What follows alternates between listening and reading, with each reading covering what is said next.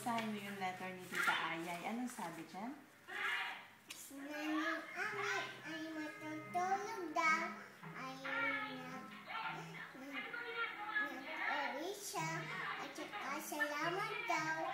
At saka nag-o siya.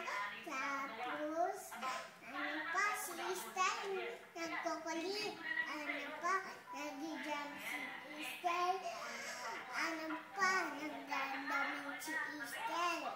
At saka, nagdadamit. Sabi ni Melay. Tapos, ano pa? Ano sabi pa ni Melay? Pupunta sa work. Tapos, pupunta sa Singapore. Tapos, uwi siya. May pants siya. Tapos, may shirt siya. Talaga nagbabasa ako. Tapos anong sabi ni Tita Ayay? Nasaan daw siya? Sa Singapore. Tapos naglalaro siya sa Singapore. Sino daw kasama niya sa Singapore? Si Nanay Ami. At saka? Si Kuya Lester. At saka? Si Melay.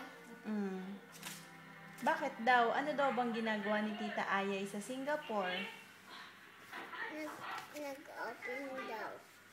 Sino ba ang boss ni Tita Ayay? Si Raymond.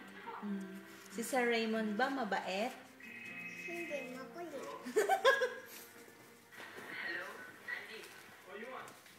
Tapos ka nang mag-read? Oh, basahin mo ulit. Basahin mo ulit yung sulat ni Tita Ayay.